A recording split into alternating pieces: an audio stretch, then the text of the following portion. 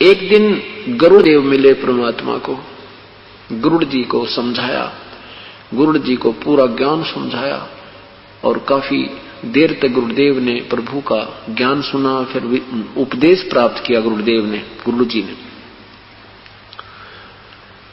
अब जब पूर्ण ज्ञान गुरु जी को हो गया कि भाई ये ब्रह्मा विष्णु महेश इतने समर्थ नहीं है जितने हम मान बैठे थे। एक दिन क्या हुआ कि इस गरुड़ जी ने ब्रह्मा जी से कहा कि आपकी पावर इतनी नहीं है, क्योंकि ब्रह्मा जी अन्य देवताओं को, ऋषियों को प्रचार कर रहे थे वेद का, और मैं ये कर देता हूं, हमारी इतनी पावर है, हम ये कर देता हूं, मैं सृष्टि रचता हूं, फलाना करता हूं। गरुड़ जी खड़े होकर कहने लगे महापुरुष कि हे भगवान, आपकी पावर नहीं है, आप स्वयं नाशवान हो, आपकी जन्म मृत्यु होती है, आपको स्वयं मालूम नहीं आप कहां से उत्पन्न होगे, आप समर्थ कहां से हो, वो परमात्मा कोई और है, वो सर्वशक्तिमान है। ब्रह्मा जी ने कहा भाई तो तेरा तो दिमाग खराब हो गया गरुड़, तू कैसी बातें कह रहा है? कि नहीं जी मैं सही कह रहा हूं। ब्रह्मा जी ने विष्णु जी को बुला लिया कि ये आपका वाहन ये क्या बोल रहा आज हमारे विषय में। तो गरुड़ जी ने उनसे भी कहा कि आप समर्थ नहीं हो, आपकी जन्म मृत्यु होती है, आपकी पावर सीमित है, वो परमात्मा विसीमित पावर का है, उसकी पावरलेस जो है, उसकी जो है ना एंडलेस पावर है, इन्फिनिटी शक्ति है, और वो सबका मालिक कोई और है। फिर शिव जी को बुला लिया, शिव तीनों ने वहां हंगामा डाल दिया। गरुड़ जी कहने लगे आपको नहीं यकीन होता है तो माता जी से पूछो। दुर्गा के पास पहुंचे चारों के चारों। अब गुरुदेव ने कहा माता सच बताना, आज आप पंचायत के अंदर खड़ी हो, हमारी एक अर्ज है आपसे। तब उसने माता ने कहा भाई वो शक्ति कुछ न्यारी है, गरुड़ झूठ नहीं बोल रहा। तो तीनों ने कहने लगे गरुड़ और माता जी की एक सलाह होगी है, ये ऐसे अपनी अपनी हाँक रही हैं और हम जो चाहे सो कर सकते हैं। गरुड़ बोल तेरा क्या काम है? वहां से उठकर विष्णु जी के लोक में आकर तीनों विराजमान हो गए। गरुड़ जी ने कहा कि एक पाताल लोक में एक बालक की मृत्यु होगी है, उसकी आगे जीवन शेष नहीं है और आप उसको जीवित कर दोगे। गरुड़ कहा कि ला कहां वो बच्चा? नीचे से पाताल लोक से लेकर के गरुड़ जी उसके पास पहुंचे और कहा कि ये करो इस बालक को जीवित। अब उन्होंने धर्मराज बुला लिया, ब्रह्मा विष्णु महेश ने धर्मराज को बुला लिया। वहीं पर धर्मराज से प्रार्थना की कि इस बच्चे का जीवन बढ़ा दो।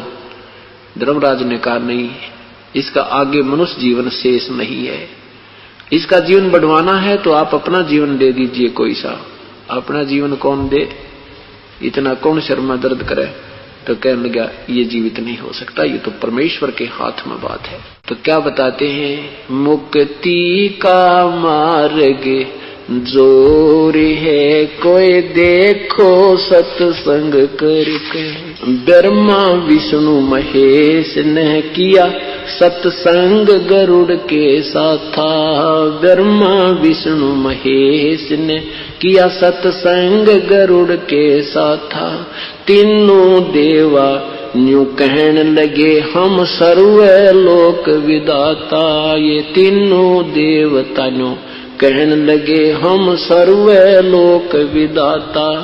गरुड़ कहे ये बालक मर गया इसे जीवा दो दाता।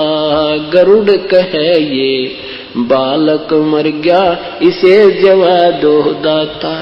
नहीं जिया तब कहने लगे ये तो हाथ परम ईश्वर के, ये तो हाथ परम ईश्वर के, ये तो हाथ परम ईश्वर के। मुक्ति का मार्ग जोर है कोई देखो सत्संग करके। इस वीडियो में परम ईश्वर के बारे में जिक्र आया है कि वह परम ईश्वर है जो कि पूर्ण समर्थ परमात्मा है, जो आपकी आयु बढ़ा सकता है। तो उसी परमेश्वर का गुणगान ऋग्वेद मंडल नंबर 10 सूक्त 161 मंत्र 1, 2 तथा 5 में किया गया है।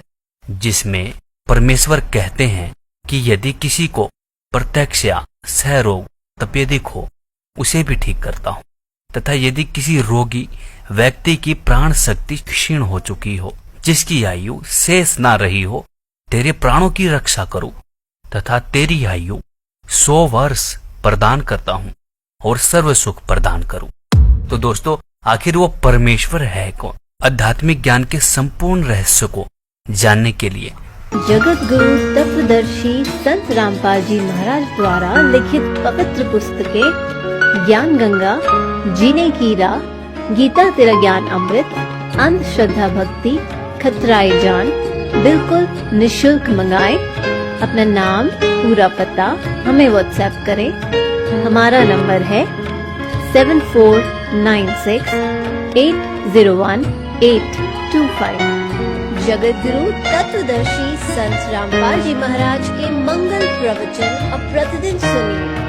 MH1 श्रद्धा टीवी पर दोपहर 2 से 3 बजे, सारथी टीवी पर शाम 6:30 से 7:30 बजे, साधना टीवी पर शाम 7:30 से 8:30 बजे, ईश्वर टीवी पर रात 8:30 से 9:30 बजे।